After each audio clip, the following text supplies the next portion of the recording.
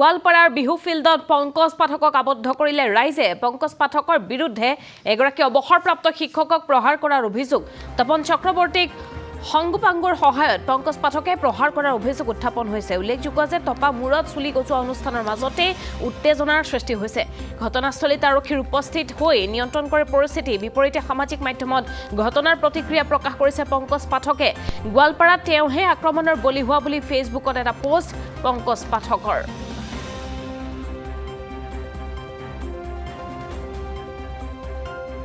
গোৱালপাৰাৰ বিহু ফিল্ডত পংকজ পাঠকক ৰাইজে আবদ্ধ কৰি থলে। এয়া দৃশ্য আমি দেখুৱাইছো। আৰক্ষী আহি উপস্থিত হ'বলগীয়া পৰিস্থিতিৰ সৃষ্টি হয়।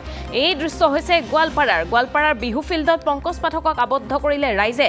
পংকজ পাঠকৰ বিৰুদ্ধে এগৰাকী অৱসৰপ্ৰাপ্ত শিক্ষকক প্ৰহাৰ কৰাৰ অভিযোগ উত্থাপন হৈছে। তপন চক্ৰৱৰ্তীক সাংগোপাংগৰ সহায়ত পংকজ পাঠকে প্ৰহাৰ কৰাৰ অভিযোগ উত্থাপন হৈছে। উল্লেখযোগ্য যে টপা মূৰত চুলি গজোৱা অনুষ্ঠানৰ মাজতে এই উত্তেজনাৰ সৃষ্টি হৈছে। এক অনুষ্ঠানৰ আয়োজন কৰা হৈছিল। তাত ঘটনাস্থলীত আৰক্ষী উপস্থিত হ'বলগীয়া পৰিস্থিতিৰ সৃষ্টি হয়। তাৰ পাছতে আৰক্ষীয়ে নিয়ন্ত্ৰণ কৰে পৰিস্থিতি। বিপৰীতে কিন্তু সামাজিক মাধ্যমত ঘটনাৰ প্ৰতিক্ৰিয়া প্ৰকাশ কৰিছে পংকজ পাঠকেহে। গোৱালপাৰাত তেওঁহে আক্ৰমণৰ বলি হোৱা বুলি এটা ফেচবুকত পোষ্ট পংকজ পাঠকৰ।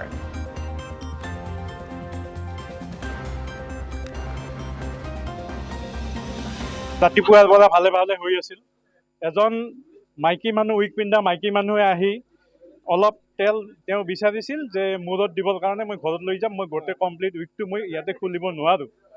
হ'ব বুলি কৈ ৰৈ আছিল, পিছলৈকে ৰৈ আছিল। তেতিয়া আমাৰ সম্পাদকে কৈছিল যে অলপ দি দিয়ক, তেওঁ কি হ'ব। তাৰপিছত এই কথাটোকে তেওঁলোকে ইছ্যু কৰি লৈ জোৰ জবস্তি কৈছে আপুনি কি দাদাগিৰি কৰি গুণ্ডা বাহিনীক তেওঁ ইনষ্ট্ৰাকশ্যন দিলে ধৰ বুলি কোৱাৰ লগে লগে গোটেই 5-6জন সিহঁতৰ মানুহে আহি আমাৰ সম্পাদকক ধৰিলে, তপন চক্ৰৱৰ্তীক। ধৰতে ময়ো আছিলোঁ সেই সময়ত। মই যিমান পাৰোঁ চেষ্টা কৰিছোঁ বচাব নোৱাৰিলোঁ। তেওঁ একদম ৰক্ত ওলাই গ'ল, ব্লাড হৈ গ'ল। তাৰপিছত তেওঁ নিজে আনকি তেওঁক মাৰিছে।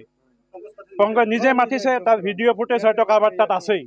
আপোনালোকে পাব, আপোনালোকে ভিডিঅ' ফুটেজটো লৈ ইয়াত এটা সুবিচাৰ যাতে চৰকাৰে কৰে।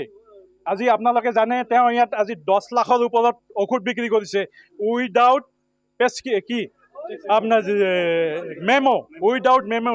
সম্পূৰ্ণ GST ফাঁকিৰে আজি বিজনেছ কৰি আছে গোটেই অসমত। চৰকাৰে কি চাই আছে? আজি বৰ দুৰ্ভাগ্যজনক এটা ঘটনা ঘটিলে। আচলতে আমাক এটা NGOই ৰিকুৱেষ্ট কৰিছিলে যে পংকজ পাঠক যিহেতু ৰাইজৰ সেৱাত ইয়ালৈ আহিব আজি, বিশেষকৈ চুলিৰ সমস্যা লৈ, গতিকে আমাৰ এই ফিল্ডখন তেওঁলোকক লাগে বুলি আমাক এখন এপ্লিকেশ্যন দিলে।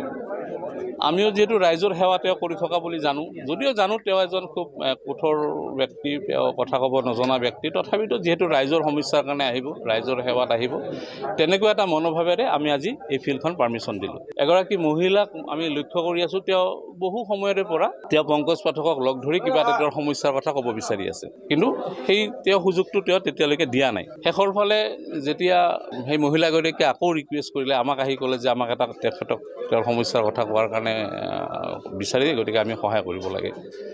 তেনেকুৱাতে তেওঁৰ এগৰাকী সংগীয়ে আহি মহিলাগৰাকীক বেয়াকৈ কথা ক'লে, তাৰ কাৰণে আৰু মই ছেক্ৰেটাৰী হিচাপে হওক বা এগৰাকী সাধাৰণ ব্যক্তি হিচাপে হওক, মই তেওঁৰ সহযোগীক এই কথাটোত বাধা প্ৰদান কৰিলোঁ যে আপুনি এগৰাকী মহিলাক কিয় তেনেকৈ বেয়া ব্যৱহাৰ কৰে।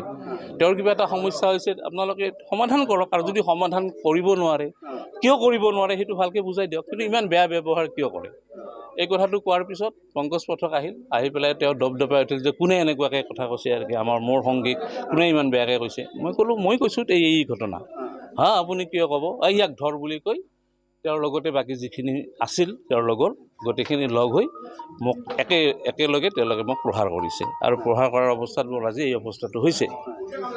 দুখ পাইছোঁ যে আমি ইমান এটা ছেক্ৰিফাইচ কৰি পেলাই তেওঁলোকক এই ফিল্ডখন আমি দিলোঁ, অথচ আজি মোকেই ছেক্ৰেটাৰী হিচাপে হওক বা এগৰাকী সাধাৰণ ব্যক্তি হিচাপে মোকে আক্ৰমণ কৰিছে। এইটোত খুব দুখ পাইছোঁ।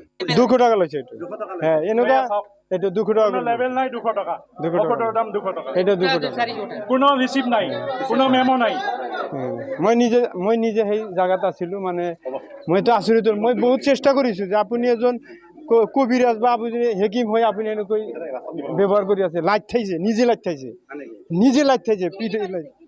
সি নিজে লাইট খাইছে, আৰু কেইজনে চাবি দি মাৰিছে। এইটো গাড়ী যাবে ওখ কৰি এজন মোটা কৰি আছিল ভিতৰত আছে সি যে মাৰিছে মানে চিয়াৰ দিও মাৰিছে চিয়াৰ দিও পেলাই চিয়াৰ দিও মাৰিছে তাতে চিয়াৰ আছিল যে পেলাই চিয়াৰ দিও 5 জনে মাৰিছে 5-6 জনে